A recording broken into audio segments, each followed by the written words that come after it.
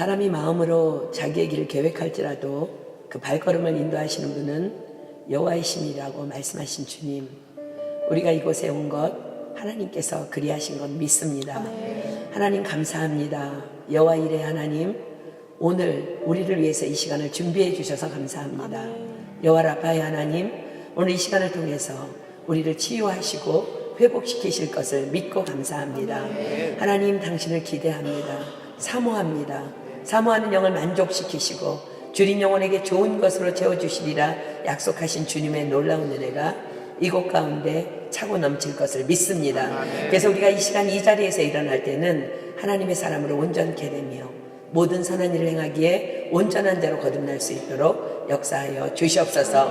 오늘도 주님께서 행하실 놀라운 일을 기대하고 찬양하고 먼저 감사드리오며 이 모든 기도 예수님의 이름으로 감사하며 간절히 기도드립니다. 아멘. 찬양팀 감사합니다.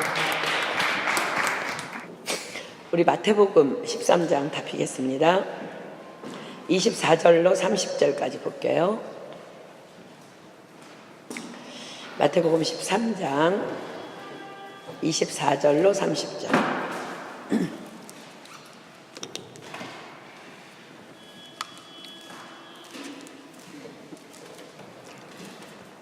다 찾았으면 우리 교독하겠습니다. 24절로 30절입니다. 예수께서 그들 앞에 또 비유를 베풀어 가라사대 천국은 좋은 씨를 제밭에 뿌린 사람과 같으니 사람들이 자기에게 그 열수가 와서 곡식 가운데 가라지를 덧뿌리고 갔더니 싹이 나고 결실할 때에 가라지도 보이거늘 그들이 와서 말하되 주여 밭에 좋은 씨를 뿌리지 않았나이까 그런데 가라지가 어디서 생겼나이까 주인이 가로되 원수가 이렇게 하였구나. 종들이 말하되 그러면 우리가 가서 이것을 뽑기를 원하시나이까? 주인이 이르되 가만두라 가라 덧뿌릴 것과 곡식까지 뿌리까 염려하노라. 함께 읽습니다. 둘 다 추수 때까지 함께 자라게 두어라. 추수 때에 내가 추수꾼들에게 말하기를 가라지는 먼저 거두어 불사르게 단으로 묶고 곡식은 모아 내 곳간에 넣으라 하리라. 아멘. 오늘 우리 본문에 앞서서 성령님을 인격적으로 만나기 전까지 상당히 다혈질적이었던 베드로 사도가 권면하는 우리의 신앙 도덕에 대해서 잠시 다루고 본문의 가르침으로 가도록 하겠습니다. 우리 베드로후서 1장 한번 다 펴볼게요. 1절부터 11절까지 다시 교독하겠습니다. 베드로후서 1장 1절로 11절 다시 교독합니다. 제가 한 절 읽고 여러분들 한 절 읽고. 예수 그리스도의 종과 사도인 시몬 베드로는 우리 하나님과 구주 예수 그리스도의 의를 힘입어 동일하게 보배로운 믿음을 우리와 같이 받은 자들에게 편지하노니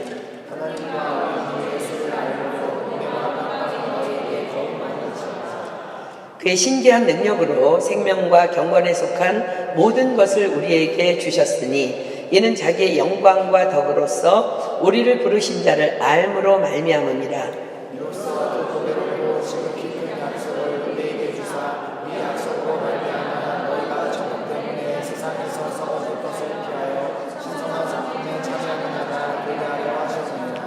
이러므로 너희가 더욱 힘써 너희 믿음의 덕을 덕의 지식을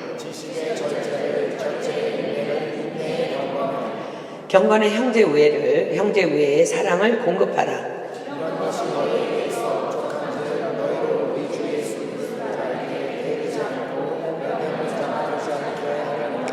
이런 것이 없는 자는 소경이라 원시치 못하고 그의 옛죄를 깨끗게 하심을 잊었느니라.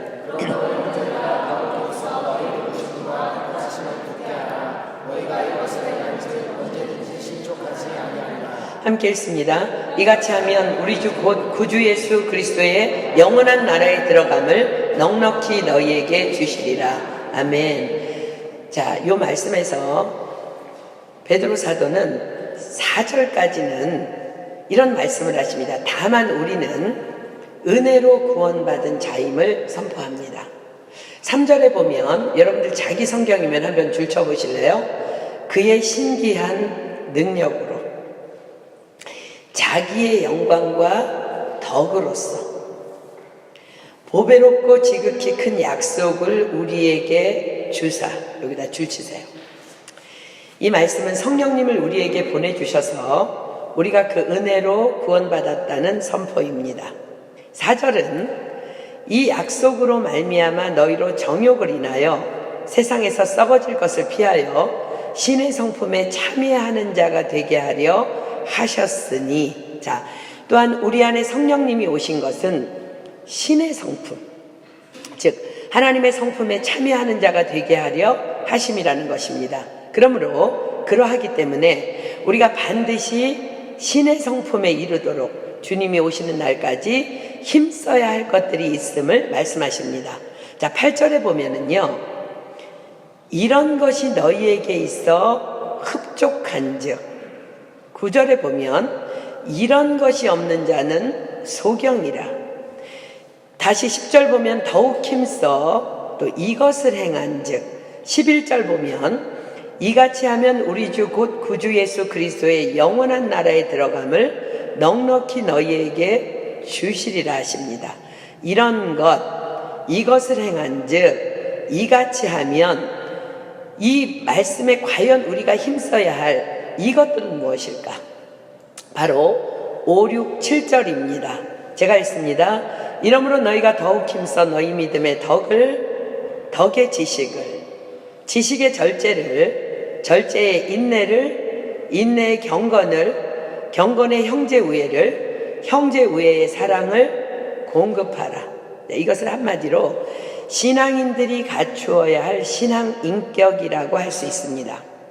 여러분들에게 이미 가르쳤고요, 또 여러분이 이미 배웠다고 결코 안심할 수 없다는 것을 요즘 성령님께서 저로 하여금 많이 깨닫게 하십니다. 신앙생활의 날수가 길어질수록 지식의 머리만 커져서 내가 알고 있는 지식을 가지고 내 잣대로 남을 판단하며 나는 스스로 서 있다고 착각하는 것들이 얼마나 위험한 일인지를 오늘 베드로 사도는 우리에게 경고합니다. 우리 또한 다시 한번 자각하는 시간을 갖기를 소망합니다. 복음 사역자로 유명하신 우리 김용희 선교사님께서요, 한 번은 이런 말씀을 하신 적이 있습니다. 초청을 받아서 교회에 말씀을 전하러 가보면 거의 정확하게 이 사람들의 신앙 연수를 자기가 알아맞힐 수 있다는 거예요. 얼굴에 웃음이 없고 굳어진 사람, 10년 이상 교회 생활 한 사람이랍니다. 살짝 미소를 잃지 않으려 하지만 그래도 뭔가 알고 있는 듯한 미묘한 교만을 풍기는 얼굴을 한 사람, 5년 이상 교회 생활을 한 사람이래요. 민망한 미소를 지으며 뭔가 어색한 사람, 1년 이상, 아니 더 오랜 동안 교회를 다녔지만 교회 공동체 안에 들어오지 아니한 채 그저 몸만 왔다 갔다 하는 사람이랍니다. 한없이 밝고 아무 사심 없어 보이는 사람, 누굴까요? 1년 미만의 교회 생활을 한 사람이랍니다. 신앙의 연수가 우리의 믿음을 좌우하지 않는다는 지적입니다. 자, 과연 우리는 어디에 해당될까요, 여러분들은? 오늘 우리는 심각하게 내 영적 상태를 점검해야 합니다.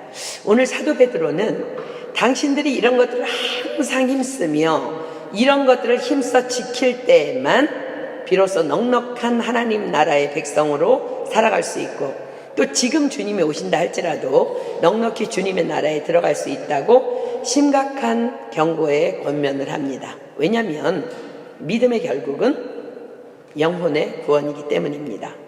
그렇다면 우리가 힘써 지켜야 할 것이 무엇인지 구체적으로 점검하겠습니다. 제가 5, 6, 7절 다시 읽습니다. 이러므로 너희가 더욱 힘써 너희 믿음의 덕의 지식을, 지식의 절제를, 절제의 인내를, 인내의 경건을, 경건의 형제 우애를, 형제 우애의 사랑을 공급하라. 자, 너희가 더욱 힘써 너희 믿음에 라고 시작합니다. 여러분들은 왜 교회에 나오세요? 바로 믿음이 있기 때문인 줄 믿습니다. 무엇에 대한 믿음이에요? 바로 하나님에 대한 믿음입니다. 우리 주 예수 그리스도 십자가로 말미암아 우리가 죄사함을 받았고 그 은혜로 말미암아 구원을 받았다는 그 믿음이 우리에게 있기 때문입니다. 로마서 3장 23절로 24절 핍니다. 거기 지금 우리 베드로 전서에 손가락 끼워놓고 로마서 3장 23절로 24절 자 봅시다. 로마서 3장 23절로 24절 모든 사람이 죄를 범하였음에 하나님의 영광에 이르지 못하더니 그리스도 예수 안에 있는 구속으로 말미암아 하나님의 은혜로 값없이 의롭다 하심을 얻은 자 되었느니라. 자 다시 읽습니다. 모든 사람이 죄를 범하였음에 지금 여기 앉아있는 여러분 모두 다 죄를 범하였음에 하나님의 영광에 이르지 못하더니 그리스도 예수 안에 있는 구속으로 말미암아 하나님의 은혜로 값없이 의롭다 하심을 얻은 자 되었느니라. 자 여러분들 이 말씀에 이 사실을 믿으십니까? 아멘. 그렇습니다. 자 그렇다면 왜 교회 공동체가 필요하며 우리가 왜 교회 공동체를 예수님을 섬기듯이 섬겨야 하는지 답이 나옵니다. 자 베드로전서 2장 9절로 가겠습니다. 베드로전서 2장 9절 오직 너희는 택하신 족속이요 왕같은 제사장들이요 거룩한 나라요 그의 소유된 백성이니 이는 너희를 어두운 데서 불러내어 그의 기이한 빛에 들어가게 하신 자의 아름다운 덕을 선전하게 하려 하심이라. 이는 너희를 어두운 데서 불러내어 그의 기이한 빛에 들어가게 하신 자의 아름다운 덕을 선전하게 하려 하심이라. 여러분에게 질문합니다. 여러분 어디에서 복음을 들었으며 어디에서 믿음이 자랐으며 어디에서 하나님에 대해서 배웠고 어디에서 하나님에 대해서 알았고 어떤 통로를 통해서 구원받았습니까? 그렇습니다. 바로 교회입니다. 저와 여러분이 몸담고 있는 바로 이런 교회 공동체를 통해서입니다. 어떤 사람은 저는 개인에게 전도받았는데요. 그럼 그 사람은 속한 공동체가 없는 사람입니까? 아닙니다. 그리스도의 몸된 교회의 한 지체로서 여러분에게 복음을 전한 것입니다. 그래서 우리는 예수님의 몸된 교회를 위해 헌신하며 충성하며 봉사해야만 하는 것입니다. 나를 통하여 나를 보고 다른 사람들이 영혼의 구원을 얻을 수 있도록 이는 너희를 어두운 데서 불러내어 그의 기이한 빛에 들어가게 하신 자의 아름다운 덕을 선전하게 하려 하심이라. 자 여러분들이 교회에 처음 왔을 때 여러분들의 눈에 하나님이 예수님이 성령님이 보이던가요? 아닙니다. 예수님을 믿는다는 사람들만 눈에 보였습니다. 그래서 우리는 그리스도의 편지요 그리스도의 향기인 것입니다. 실제로 여러분들의 헌신으로 얼마나 놀라운 일들이 교회 예배 시간에 일어나는지 여러분들 아십니까? 얼마 전 우리 교회 안에 한 자매님이 이런 고백을 했습니다. 오랜 동안 하나님과의 관계가 완전히 무너져 있었다고. 그런데 지금 하나님께서 회복시켜주고 계시다고. 불과 우리 교회 공동체에서 예배를 드린 지 약 1년 정도밖에 되지 않았습니다. 게다가 일을 하기 때문에 주중 예배도 잘 나오지 못합니다. 그런데 여러분들이 헌신하는 이 교회 공동체에서 예배를 드리면서 그 영혼이 회복되어지기 시작한 것입니다. 성실하게 예배의 자리를 지켜주시는 여러분 까닭에, 성실하게 찬양팀으로 섬겨주시는 여러분들 까닭에, 성실하게 주일학교를 섬겨주시는 여러분들 까닭에, 성실하게 식사당번으로 섬겨주시는 여러분들 까닭에, 성실하게 제자양육으로 섬겨주시는 여러분들 까닭에, 성실하게 통역으로 섬겨주시는 여러분들 까닭에, 또 성실하게 인터넷에 말씀을 올려주는 은밀한 섬김이 있었기 때문에 성실하게 순종함으로 특송으로 대표 기도로 봉헌 기도로 토요 기도 모임 인도로 광고로 예배 인도로 섬겨주시고 계신 여러분들 까닭에 또 성실하게 지방사역에 헌신하고 있는 여러분들 까닭에 우리는 모르지만 여러분들의 헌신을 통해 하나님께서 일하고 계시는 것입니다. 누구를 회복시키시고 계시며 누구를 고치고 계시는지 우리는 모릅니다. 그러나 우리는 내가 교회 공동체를 통해 구원받았고 교회 공동체를 통해 살아난 것만을 감사하며 다만 몸된 교회를 섬기면 되는 것입니다. 그래서 우리는 단 한 사람도 빠짐없이 다 섬김의 자리에 있어야 합니다. 그것이 바로 우리의 사명입니다. 이는 너희를 어두운 데서 불러내어 그의 기이한 빛에 들어가게 하신 자의 아름다운 덕을 선전하게 하려 하십니다. 자, 베드로전서 2장 4절 우리가 외우고 있는 말씀입니다. 하나님은 모든 사람이 구원을 받으며 진리를 아는 데 이르기를 원하시느니라. 디모데전서 2장 4절입니다. 바로 이 하나님의 소원을 교회 공동체 안에서 나의 작은 섬김을 통해 이루어드리는 것이 우리의 사명입니다.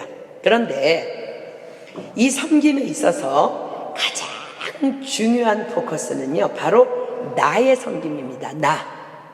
하나님께서는 다른 사람이 아닌 바로 나의 섬김을 원하십니다. 히브리서 11장 6절로 가겠습니다. 히브리서 11장 6절.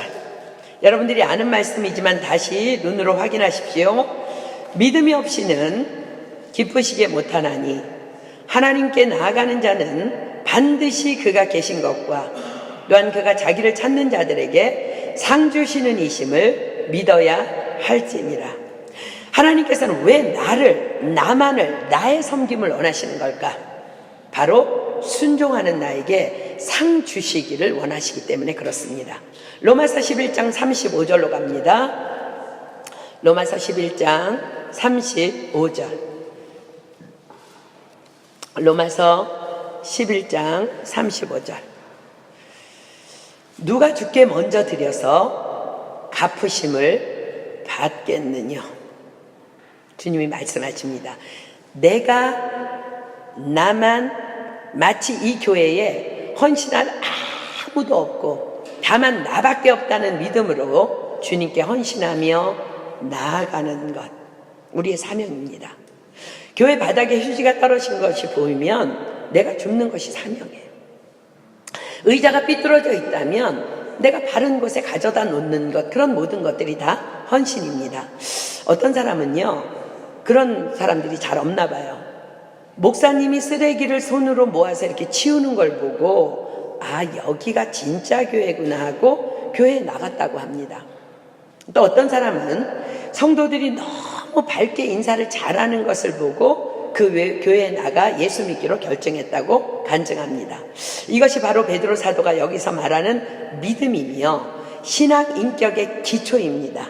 자, 여러분들의 섬김은 바로 이런 믿음의 섬김인지 한번 여러분 자신을 점검해 보십시오. 자, 이 믿음 위에 힘써야 할 첫 번째 신앙 인격은 덕입니다. 덕은 한국말 사전에는 덕을 이렇게 설명합니다. 윤리적 의지대로 행동할 수 있는 인격적 능력. 덕이 뭐라고요? 윤리적 의지대로 행동할 수 있는 인격적 능력입니다. 이 말을 성경적인 언어로 바꾸면 뭐라 할 수 있을까요? 하나님의 말씀으로 다스려진 인격입니다. 즉 온유한 성품입니다. 내 성질 같아서는 한마디 하고 싶은데 예수님이라면 어떻게 하실까를 먼저 생각하며 나를 다스리는 인격, 그것이 덕입니다. 고린도전서 10장 23절로 24절 갑니다. 고린도전서 10장 23절로 24절. 모든 것이 가하나 모든 것이 유익한 것이 아니요 모든 것이 가하나 모든 것이 덕을 세우는 것이 아니니 누구든지 자기의 유익을 구치 말고 남의 유익을 구하라. 우리는 교회 안에서 옳고 바른 말 할 수 있습니다. 그러나 옳고 바른 말이라고 다 덕이 되는 말이 아니라는 것입니다. 로마서 14장 2절 피겠습니다. 로마서 14장 2절.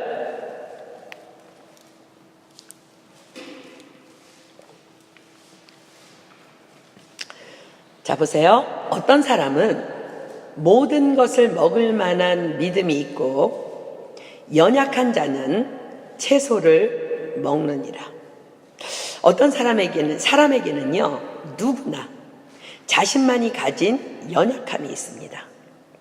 그런데 그 연약함을 그가 드러내지 않는 한 아무도 알 길이 없습니다. 그래서 우리는 말을 조심해야 하는 것입니다. 누군가가 교회에서 보이지 않는 원인이 어쩌면 내가 아무 생각 없이 한 나의 말 그 한마디 때문일 수도 있음을 우리는 기억해야 합니다.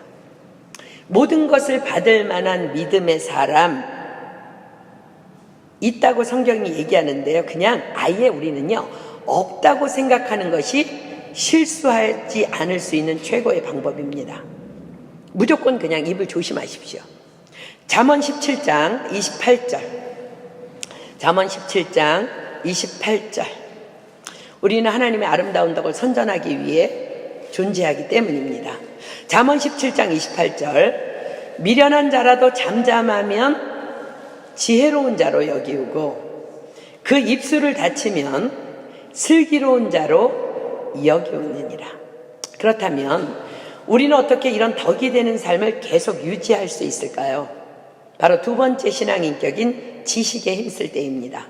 지식은 하나님에 대한 지식, 즉 말씀을 아는 지식입니다. 디모데후서 3장 16절로 17절 갑니다. 디모데후서 3장 16절로 17절.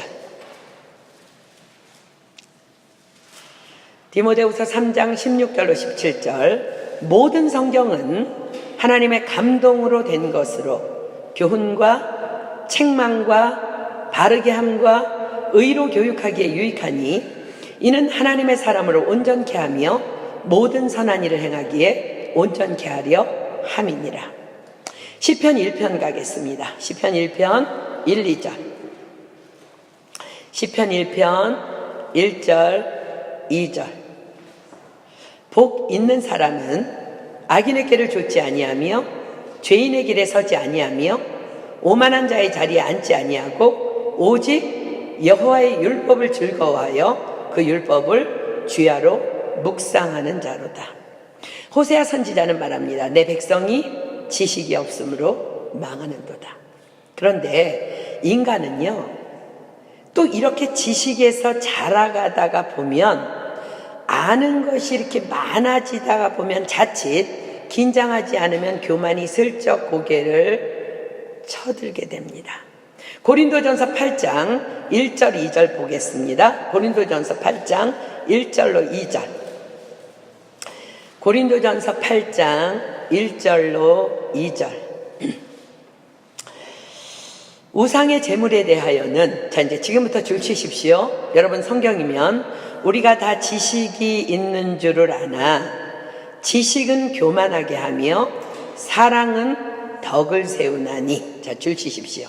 만일 누구든지 무엇을 아는 줄로 생각하면 아직도 마땅히 할 것을 알지 못하는 것이요. 그래서 그 지식 위에 우리가 힘써야 될 세 번째 신앙인격은 절제입니다.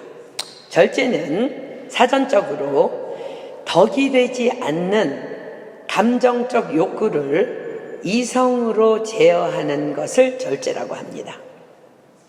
그래서 절제는 덕과 함께 갑니다. 덕이 있는 사람은 절제하는 사람입니다. 절제할 줄 아는 사람은 다른 이에게 덕이 되는 사람입니다. 모든 것이 가하나 모든 것이 유익한 것이 아니요, 모든 것이 가하나 모든 것이 덕을 세우는 것이 아니니 누구든지 자기의 유익을 구치 말고 남의 유익을 구하라.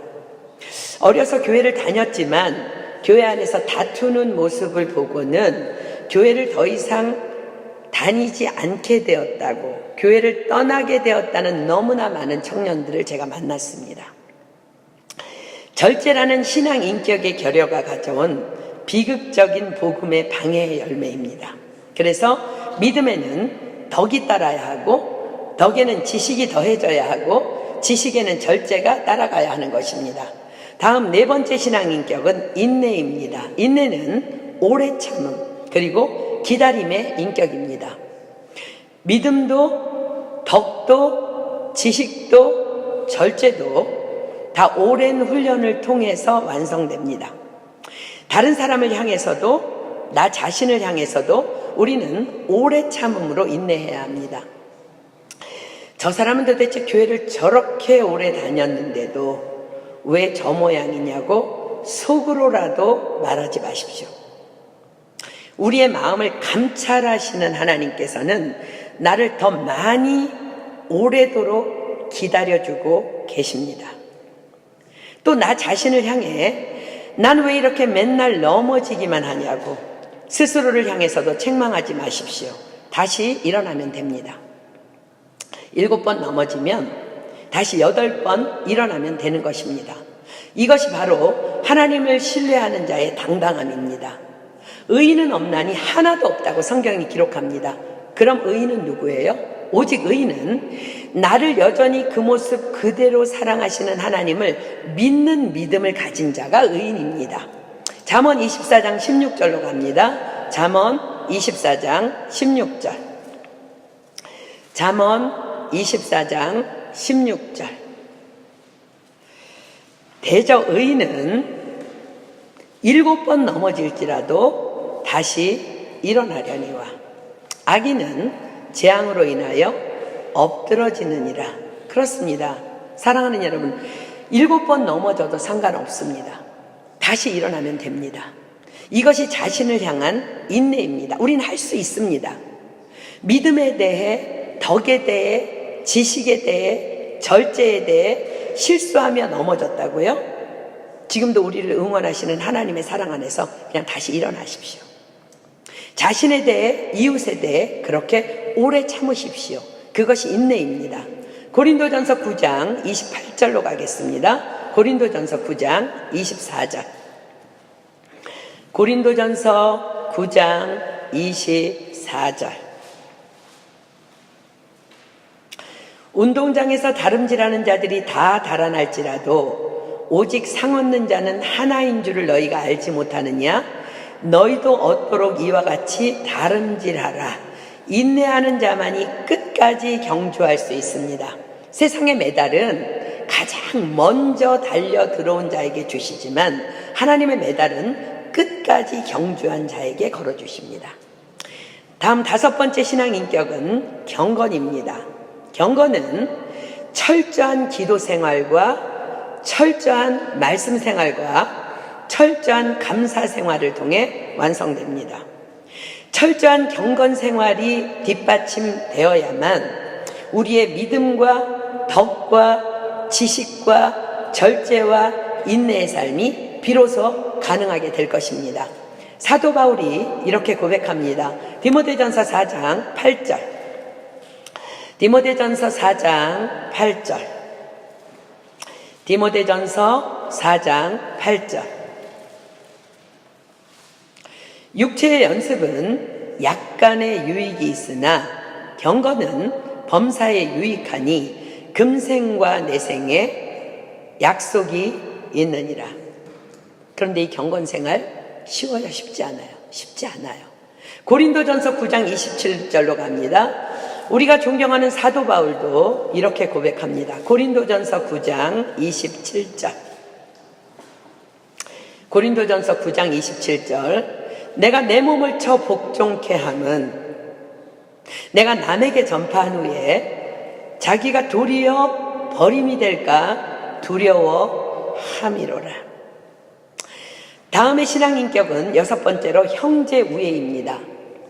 형제우애, 즉 형제사랑은요, 교회 밖의 사람이 아닌 교회 안에서 하나님을 한 아버지라고 부르며 하나님 안에서 형제된 성도 간의 사랑을 의미합니다.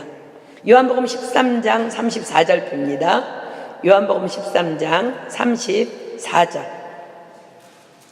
요한복음 13장 34절. 예수님께서 말씀하십니다. 새 계명을 너희에게 주노니 서로 사랑하라. 내가 너희를 사랑한 것 같이 너희도 서로 사랑하라. 왜냐하면 우리가 교회 안에서 또는 교회 밖에서 서로 사랑할 때 세상은 우리를 통해 하나님을 보게 되기 때문입니다. 그 다음 절 보세요. 35절. 요한복음 13장 35절. 너희가 서로 사랑하면 이로써 모든 사람이 너희가 내 제자인 줄 알리라. 우리가 산상수훈에서 예수님의 가르침을 받은 것처럼 자평케 하는 자는 복이 있나니 저희가 하나님의 아들이라 일컬음을 받을 것이며 라고 말씀하십니다. 이것이 교회 공동체의 사명이며 세상을 향한 교회된 우리의 사명입니다. 이는 너희를 어두운 데서 불러내어 그의 기이한 빛에 들어가게 하신 자의 아름다운 덕을 선전하게 하려 하십니다.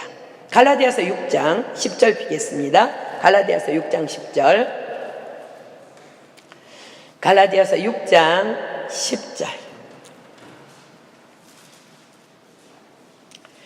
그러므로 우리는 기회 있는 대로, 자, 기회 있는 대로 이렇게 하십시오. 모든 이에게 착한 일을 하되 더욱 믿음의 가정들에게 할지니라.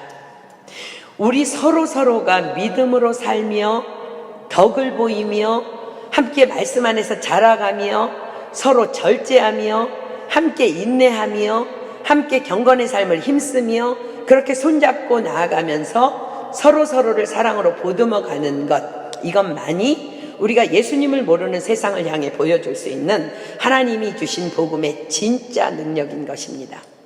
누군가 교회에 전도를 받아서 우리 교회에 왔습니다. 그럼 우리는 그냥 지금까지 한 것처럼 우리는 이대로 예수님의 가르침대로 그냥 서로 사랑하면 되는 것입니다. 그러면 그들은 우리를 통해 사랑의 하나님을 만나게 되는 것입니다. 요한일서 4장으로 가겠습니다. 요한일서 4장 19절로 21절. 요한일서 4장 19절로 21절. 우리가 사랑함은 그가 먼저 우리를 사랑하셨습니다.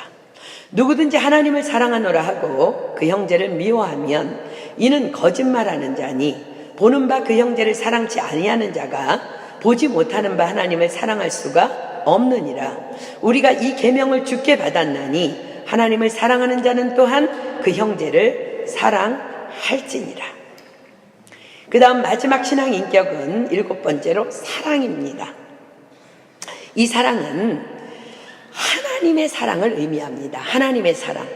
내가 아직 죄인 되었을 때에 아들을 십자가에 내어 주시기까지 나를 사랑하신 하나님의 사랑입니다.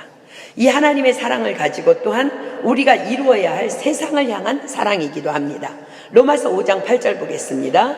하나님께서 우리를 어떻게 사랑하셨는지 보겠습니다. 우리는 교회 안에서나 교회 밖에서 죄인들을 발견하면 손가락질합니다. 그런데 우리의 본 모습이 뭐냔 말이에요. 로마서 5장 8절 봅니다. 우리가 아직 죄인 되었을 때에 그리스도께서 우리를 위하여 죽으심으로 하나님께서 우리에게 대한 자기의 사랑을 확증하셨느니라. 아멘. 이것이 하나님의 사랑이에요. 이 하나님의 사랑을 우리가 기억하고 마음에 품고 우리가 오늘 마태복음 13장 가라지 비유로 가겠습니다. 우리가 이거를 품지 않으면 가라지 비유가 여러분들에게 해석이 되지를 않아요. 마태복음 13장 24절부터 보겠습니다. 예수께서 그들 앞에 또 비유를 베풀어 가라사대 천국은 좋은 씨를 제밭에 뿌린 사람과 같으니, 자, 천국 지금 무엇을 의미하실까요? 누가복음 17장 20절로 21절 가겠습니다. 누가복음 17장 20절로 21절. 바리새인들이 하나님의 나라가 어느 때에 임하나이까 묻거늘 예수께서 대답하여 가라사대 하나님의 나라는 볼 수 있게 임하는 것이 아니요 또 여기 있다 저기 있다고도 못하리니 하나님의 나라는 너희 안에 있느니라. 자, 하나님의 나라는 너희 안에 있느니라. 여기서 말씀하시는 너희 안에 있느니라는 두 가지 의미를 담습니다. 하나는 구원받은 내 안에 임재해 계신 성령님의 통치를 받고 있는 바로 내 심령, 이것이 하나님의 나라라는 거예요. 또 하나는 구원받은 성도들의 모임 안에, 즉 교회 공동체가 바로 하나님 안에라는 거예요. 하나님 나라는 너희 안에 있느니라. 오늘 본문에서 예수님께서 비유로 말씀하시는 천국은 바로 우리의 모임인 교회 공동체를 의미합니다. 천국은 좋은 씨를 제밭에 뿌린 사람과 같으니, 좋은 씨, 하나님의 말씀입니다. 그렇습니다. 교회는 하나님의 말씀이 선포되는 하나님의 나라입니다. 그래서 우리 모두는 하나님을 아는 지식에서 함께 자라갑니다. 그런데 참 이해할 수 없는 것은 똑같은 말씀을 받고 똑같이 예배를 드리며 똑같은 공동체 안에 있지만 전혀 자라지 아니할 뿐만 아니라 오히려 점점 더 나빠지는 지체들이 생기고는 한다는 것입니다. 왜일까요? 그 원인을 예수님께서 이 비유를 통해서 분명하게 밝혀주십니다. 25절, 사람들이 잘 때에 그 원수가 와서 곡식 가운데 가라지를 덧뿌리고 갔더니, 그 원인은 사람들이 잘 때에 원수가 와서 곡식 가운데 가라지를 덧뿌리고 간다는 거예요. 잘 때에. 영적인 잠을 말씀하십니다.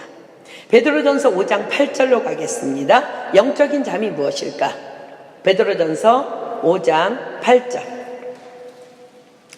베드로전서 5장 8절. 근신하라, 깨어라.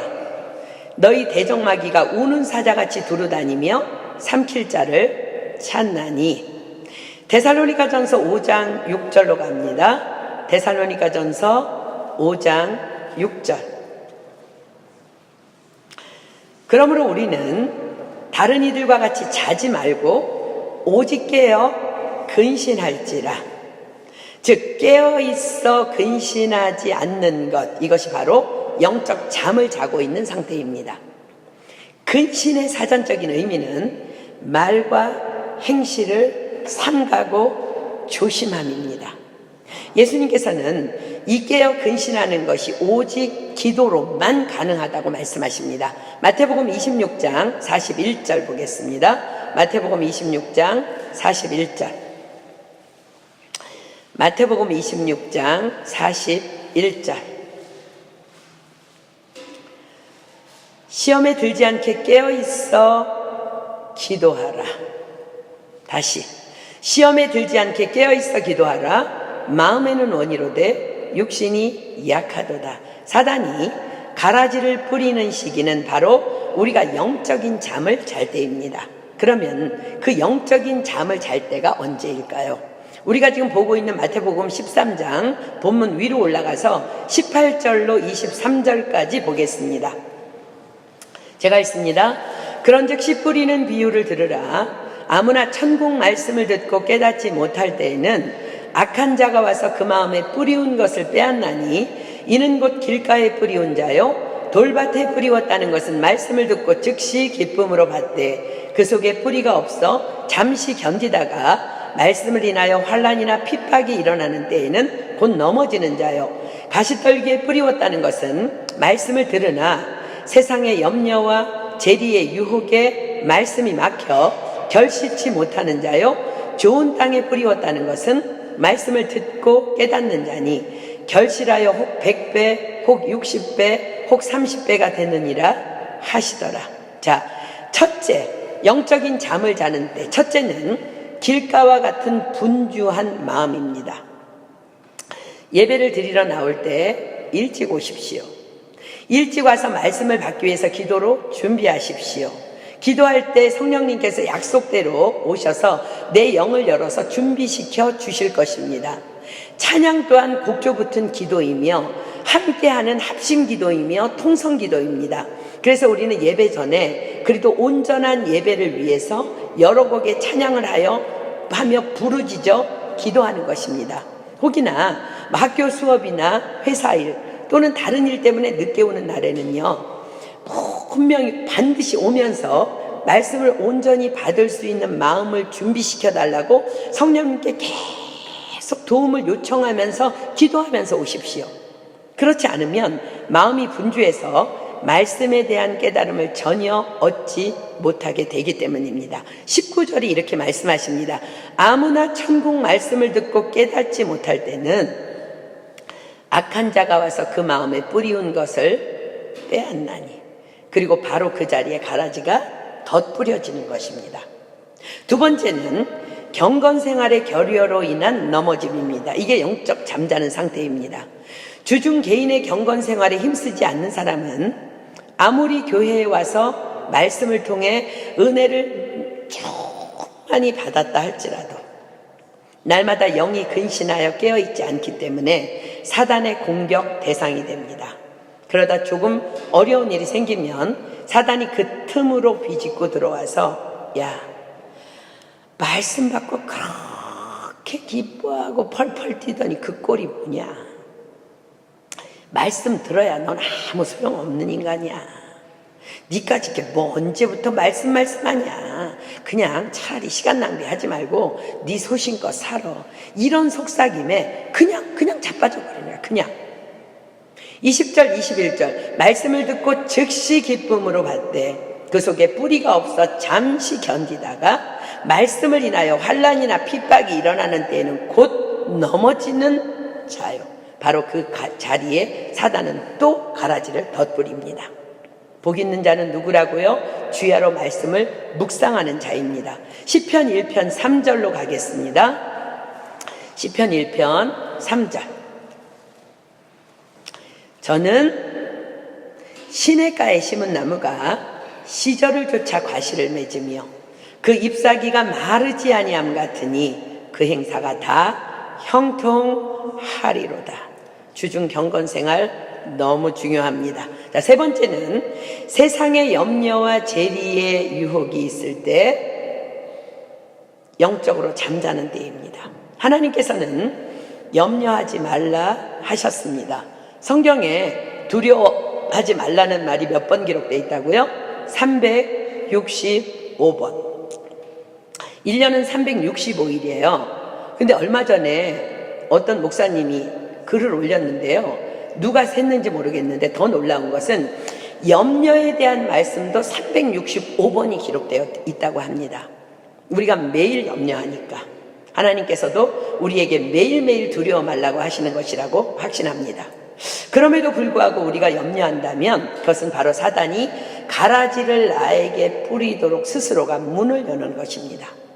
베드로전서 5장 7절로 8절 가겠습니다. 베드로전서 5장 7절로 8절. 베드로전서 5장 7절로 8절. 너희 염려를 다 남겨놓는 게 아니라 다 주께 맡겨 버리라.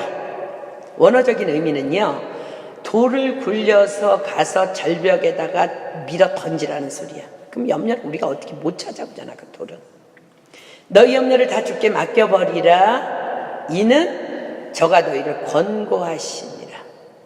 젖먹이 아기를 엄마가 돌보는 걸 권고라 그래요. 근신하라 깨어라. 너희 대적마귀가 우는 사자같이 두루 다니며 삼킬 자를 찾나니. 또한 재리의 유혹, 즉 돈 욕심입니다. 디모데전서 6장 9절로 10절 갑니다. 디모데전서 6장 9절로 10절. 부하려 하는 자들은 시험과 올무와 여러 가지 어리석고 해로운 정욕에 떨어지나니 곧 사람으로 침륜과 멸망에 빠지게 하는 것이라. 돈을 사랑함이 일만하게 뿌리가 되나니 이것을 사모하는 자들이 미혹을 받아 믿음에서 떠나 많은 근심으로써 자기를 찔렀도다. 자, 마태복음 13장 22절 보세요.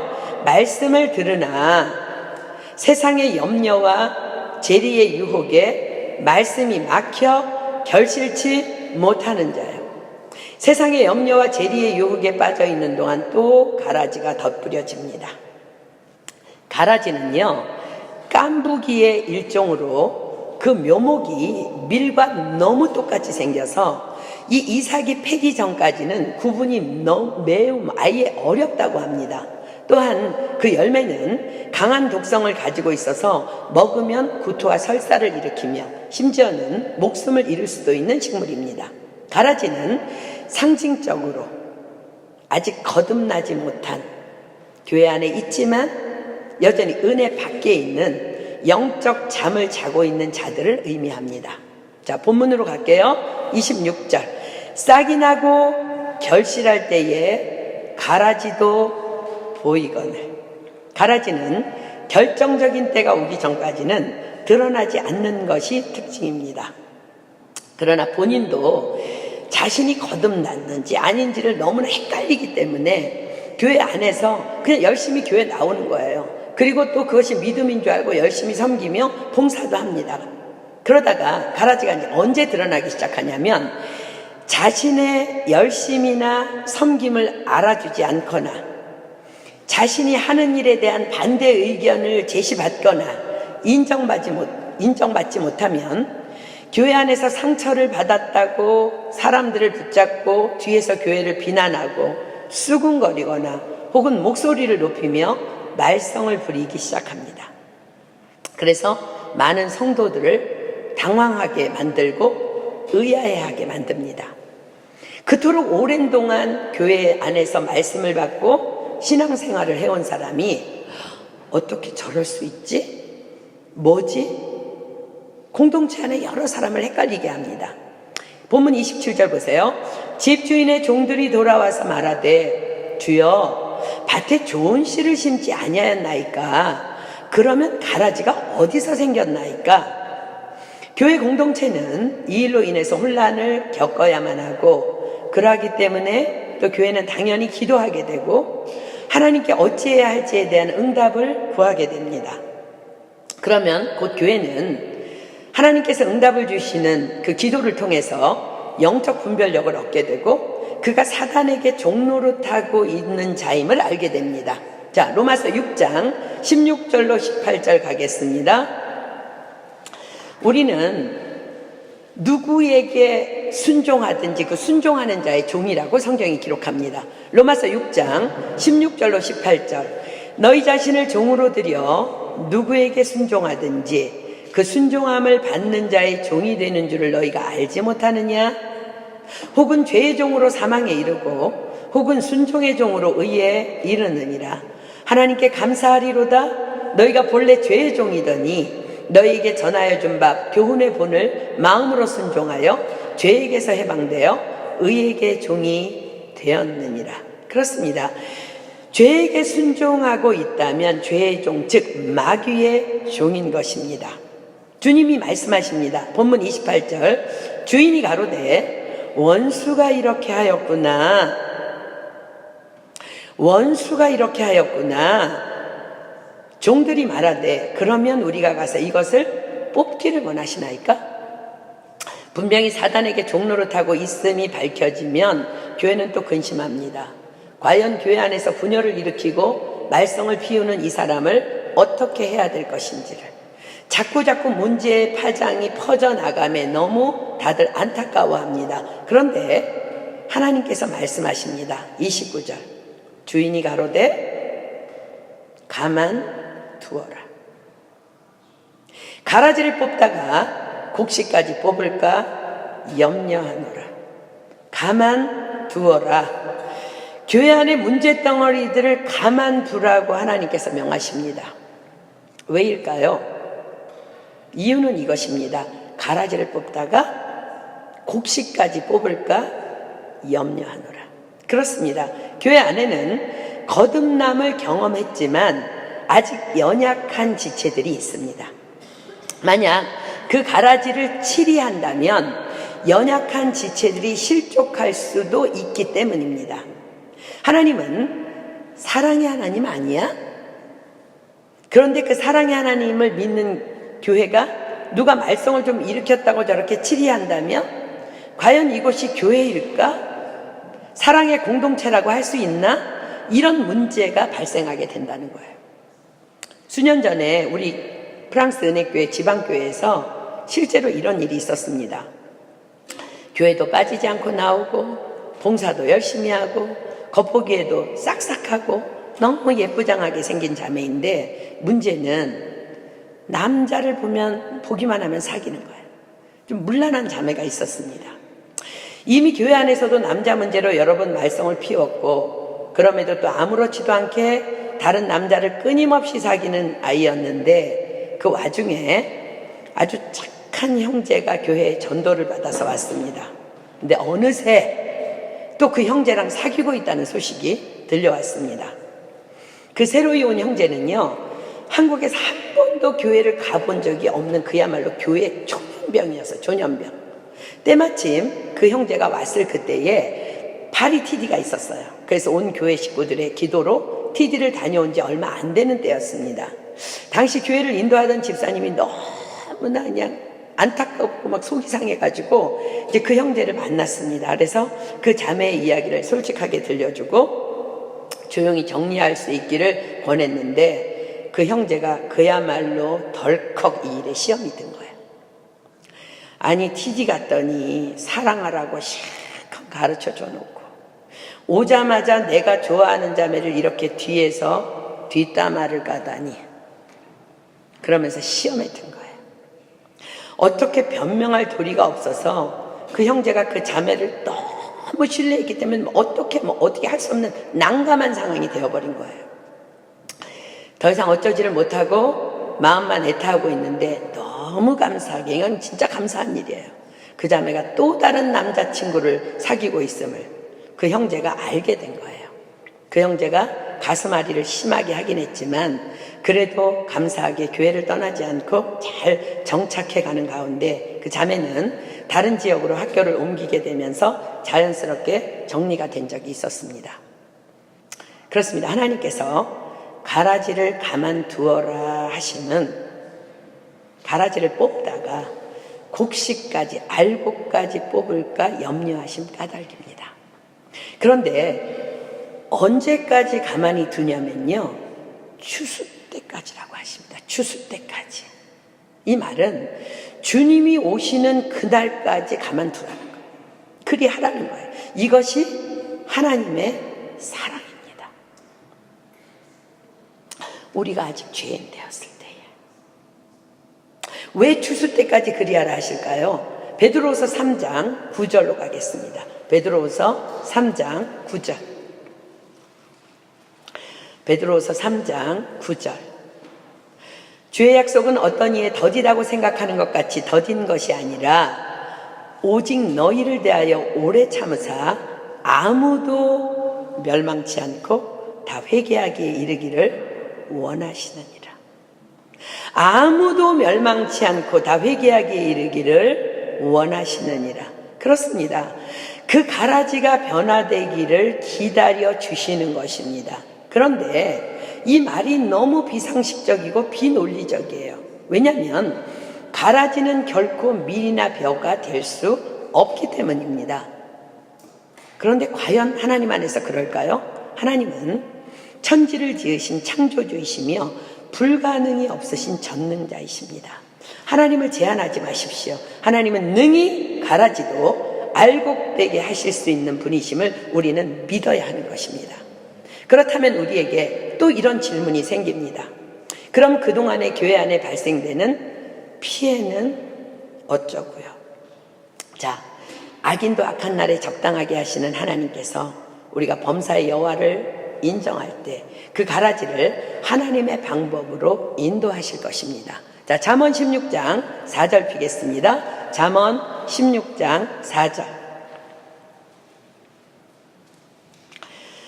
잠언 16장 4절. 여호와께서 온갖 것을 그 시움에 적당하게 지으셨나니 악인도 악한 날에 적당하게 하셨느니라. 아멘. 잠언 3장 6절 피겠습니다. 잠언 3장 6절. 그러므로 너는 범사의 글을 인정하라. 그리하면 내 길을 지도하시리라. 자, 내 길을 지도하시리라는 원어 성경은요, 내 앞에 있는 장애물을 치워주시리라입니다. 잠언 16장 7절 가볼까요? 잠언 16장 7절. 사람의 행위가 여호와를 기쁘시게 하면 그 사람의 원수라도 그로 더불어 화목하게 하시느니라. 그렇습니다. 사랑으로 세상을 이겨야 하는 것입니다. 초대교회에도 우리 교회도 사도행전적인 교회, 초대교회 같은 그런 교회가 되기로 해서 기도하고 있는데 초대교회에도 그런 일이 있었습니다. 그런데 사도 바울은요, 그것을 이렇게 선으로 처리합니다. 자, 고린도전서 11장 18절로 19절 갑니다. 고린도전서 11장 18절로 19절 초대교회의 가라지들이 드러났습니다. 고린도전서 11장 18절로 19절 첫째는 너희가 교회에 모일 때에 너희 중에 분쟁이 있다함을 듣고 대강 믿노니 너희 중에 편당이 있어야 너희 중에 옳다 인정함을 받은 자들이 나타나게 되리라. 자, 다시 너희 중에 편당이 있어야 너희 중에 옳다 인정함을 받은 자들이 나타나게 되리라. 그렇습니다. 이런 문제의 때에 진짜 믿음의 사람이 누구인지가 드러나게 된다는 것입니다. 믿음의 덕의 지식을, 지식의 절제를, 절제의 인내를, 인내의 경건을, 경건의 형제우애를, 형제우애의 사랑을 공급하고 있는, 말없이 그렇게 하고 있는 진짜 성도들이 나타나지고 보여지게 될 것이라는 것입니다. 그렇습니다.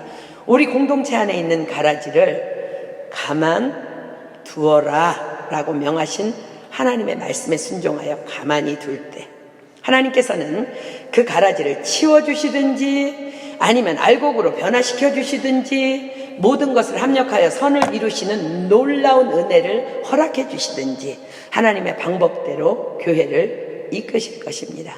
하나님의 생각은 우리의 생각과 다르십니다. 우리의 생각보다 높으십니다. 자, 본문 30절 봅니다. 둘 다 추수 때까지 함께 자라게 두어라. 추수 때에 내가 추수꾼들에게 말하기를 가라지는 먼저 거두어 불사르게 단으로 묶고 곡식은 모아 내 곳간에 넣으라 하리라. 그러나 만약 추수 때까지 그 가라지가 여전히 가라지로 남아있다면 추수꾼들에게 명하여 단으로 묶어 불사르게 할 것이며 주님은 주님 오시는 날까지 계속 인내하십니다. 우리도 그분의 사랑을 가지고 주님이 말씀하신 걸 붙잡고 우리가 아직 죄인 되었을 때 우리를 사랑하신 그분의 말씀을 그냥 가라지를 놔두는 거야. 그런데 추수 때에 그때까지도 그 사랑에 변화되지 않는다면 지옥 갈 수밖에 없다는 겁니다. 알곡은 천국으로 드리고 가라지는 불사르게 할 것이라는 말씀입니다. 이 시간 하나님의 사랑을 기억하십시오. 하나님의 사랑은요, 가라지라 할지라도 끝까지 사랑하시는 사랑입니다. 오늘 하나님께서 우리에게 바로 이 사랑을 요구하십니다. 가만 두어라. 사랑하는 여러분은 하나님을 경외하십니까? 하나님을 경외한다는 것이 과연 무엇일까요? 잠언 8장 13절이 이렇게 말씀하십니다. 잠언 8장 13절. 잠언 8장 13절. 여호와를 경외하는 것은, 자, 우린 다 하나님을 경외한다고 아멘 했습니다. 여호와를 경외하는 것은 악을 미워하는 것이다. 나는 교만과 거만과 악한 행실과 패역한 입을 미워하느니라. 자, 악을 미워하는 것이 여호와를 경외하는 거래요. 그럼 악이 뭘까? 악이. 잠언 3장 7절로 갑니다. 잠언 3장 7절. 스스로 지혜롭게 여기지 말지어다. 여호와를 경외하며 악을 떠날지어다. 다시 읽습니다. 스스로 지혜롭게 여기지 말지어다. 여호와를 경외하며 악을 떠날지어다. 악 뭐라고요? 스스로가 지혜롭게 여기는 것입니다. 가라지를 보며 저 사람 왜 저래 정말. 우리 교회에 왜 저런 사람이 있어? 이것이 바로 교만이며 거만이며 악한 행실이며 패역한 입인 것입니다. 하나님을 경외하는 것은 악을 미워하는 것이라고 말씀하십니다. 이것은 누구를 향한 미움입니까? 바로 성령으로 나를 다스리지 못하고 남을 판단하고 비판하며 교만과 거만과 악한 행실과 패역한 입술을 벌리기를 일삼는 바로 나를 향한, 엄밀히 말하면 내 안에 있는 악을 향한 미움인 것입니다. 저는 오랜 동안 날마다 이 말씀으로 우리 교회 공동체를 위해서 기도하고 있습니다. 하나님, 우리 교회 안에 교만과 거만과 악한 행실과 패역한 입이 있습니까? 소멸하는 불이신 하나님께서 우리 안에 임하셔서 우리 안에 있는 모든 교만과 거만과 악한 행실과 패역한 입을 소멸하여 주시옵소서. 그래서 우리 교회 안에는 하나님의 거룩한 죽기까지 사랑하시는 그 사랑만 있는 그런 공동체가 되게 하여 주시옵소서. 그렇습니다. 사단 마귀는요, 언제 어디서든지 가라지를 뿌리고 다닙니다. 가정이든 교회든 직장이든 학교든 어디든지 가라지는 존재할 것입니다. 그러나 하나님께서는 우리에게 이렇게 말씀하십니다. 가만 두어라. 언제까지? 주님 오실 때까지. 이것이 하나님의 사랑이며 하나님의 명령입니다. 오늘 우리는 이 음성을 들어야 합니다. 스스로 지혜롭게 여기지 마십시오. 그것은 악이라 하십니다. 하나님께서는 악인을 죄 없다 하지 않으실 것입니다.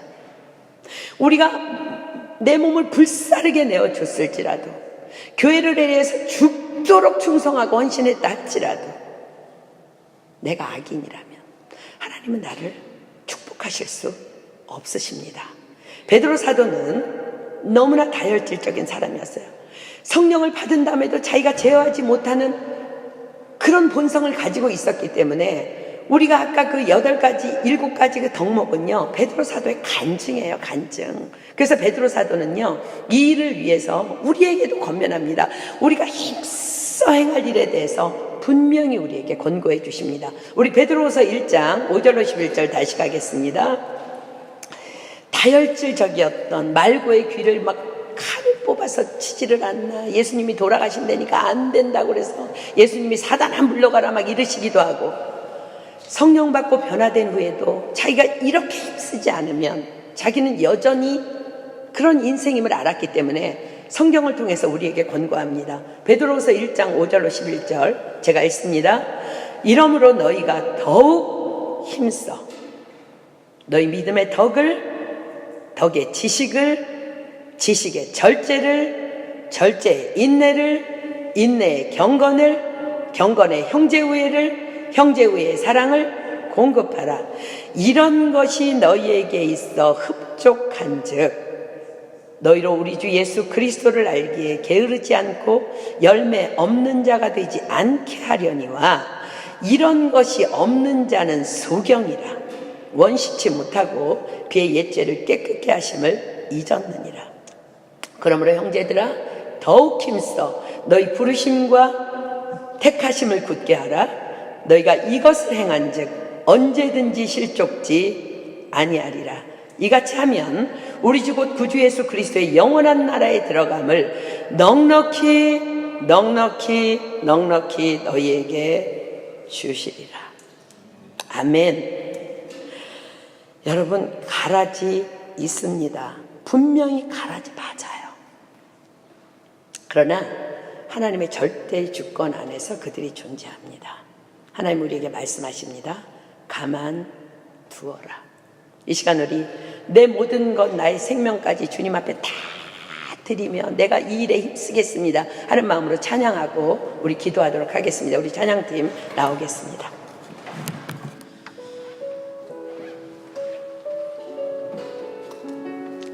우리가 오늘 말씀을 지켜나가기 위해서는 가라지들을 우리가 품고 사랑할 수 있는 방법은 정말 힘쓰되 내 모든 것, 나의 생명까지 다 주님 앞에 드릴 때 그것만이 가능합니다. 이 시간 찬양할 때 저 우리도 베드로처럼 하나님 앞에 나의 모든 것을 다 드리며 이 찬양으로 하나님 앞에 영광 돌렸으면 좋겠습니다. 그리고 오늘 결단하는 시간 가졌으면 좋겠습니다. 우리 찬양합니다.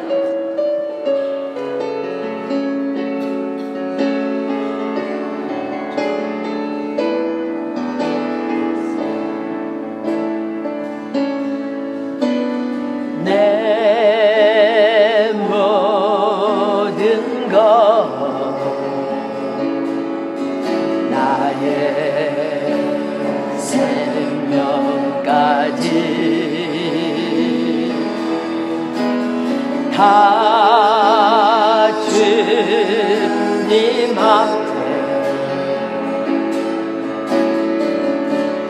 드립니다.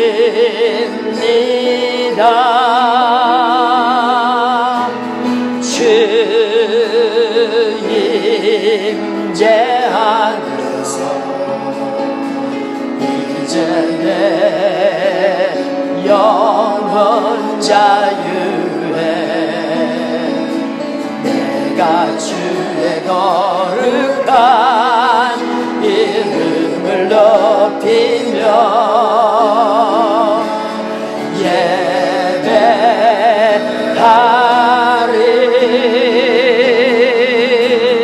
어린 양 찬양하리. 내 평생 그 하나로 충분해요.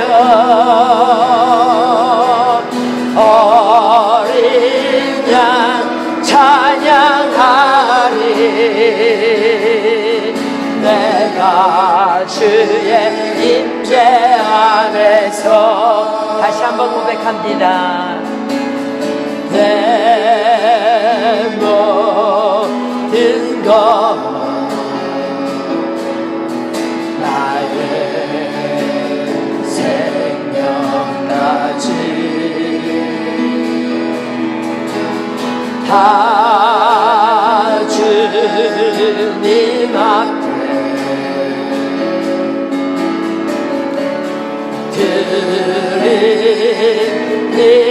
드립니다. 주 임재 안에서 이제 내 영혼 자유해. 내가 주의 거룩한 이름을 높이며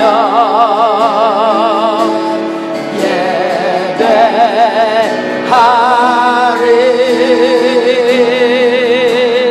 어린 양 찬양하리.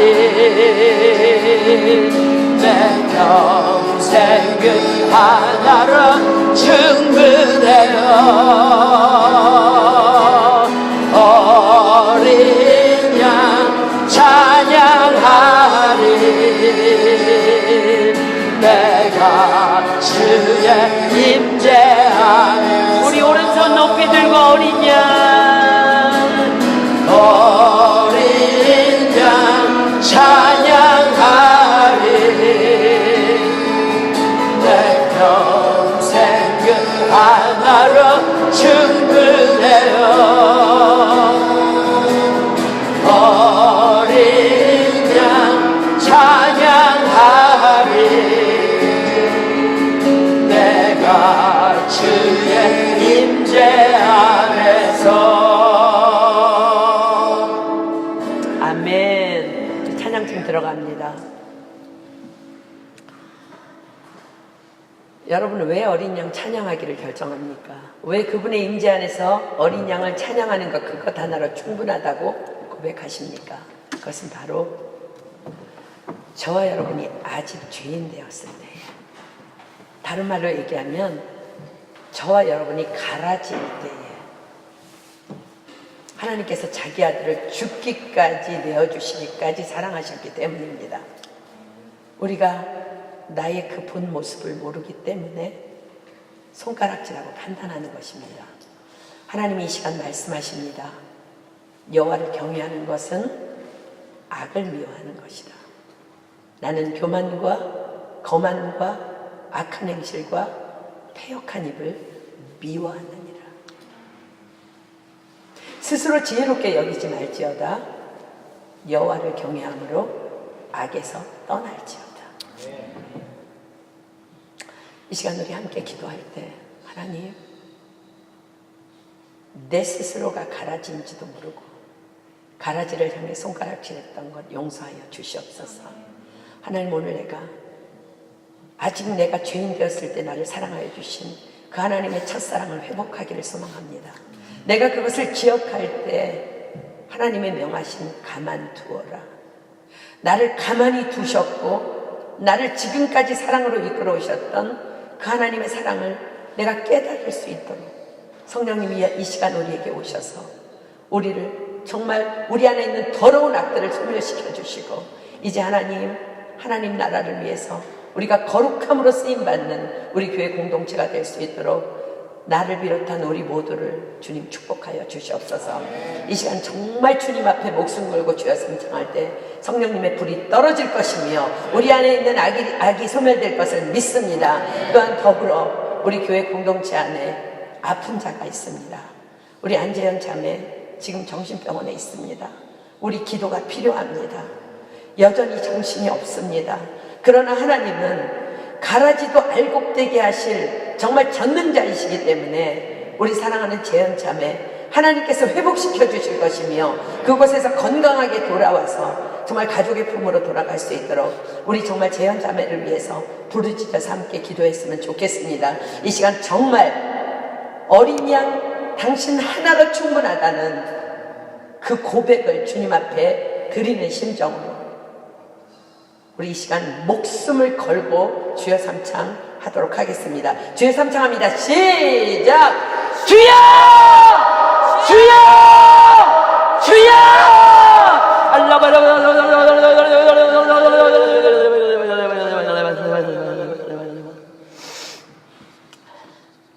넘어지고 또 넘어졌던 사도 베드로가 우리에게 권면합니다. 그러므로 너희는 더욱 힘써 너희 믿음의 덕의 지식을, 지식의 절제를, 절제의 인내를, 인내의 경건을, 경건의 형제우애를, 형제우애의 사랑을 공급하라. 그렇습니다. 세상을 이기는 이김은 이것이니 너희의 믿음이니라. 이 말은 세상을 이기는 이김은 이것이니 너희의 사랑이니라. 우리가 아직 죄인 되었을 때에 하나님 우리를 사랑하셨습니다. 우리 서로 사랑해야 합니다. 하나님의 사랑으로 끝까지 기다려줘야 합니다. 그럴 때 하나님께서 우리 교회에 보내시는 하나님을 모르는 영혼들이 끊임없이 계속해서 구원받게 될 것을 믿습니다. 우리의 사랑하는 모습을 보고 하나님이 또 우리를 믿으시고 계속해서 사람을 보내주실 것이며 온 열방이 주님 앞에 돌아오는 그 일들을 하나님의 영광 가운데 우리가 목도하게 될 것을 믿습니다. 사랑하는 여러분 힘써 지키십시오. 여러분 목에 메고 팔에 메고 가슴에 붙이십시오. 그래서 우리가 이 일을 행할 때 하나님 홀로 영광 받으시는 저와 여러분 되기를 예수님의 이름으로 축복합니다. 이 시간 말씀 주신 하나님 앞에 누구든지 한 사람이 감사기도 하겠습니다. 그리고 주님께서 가르쳐 주신 기도로 우리 모임 패하도록 합니다.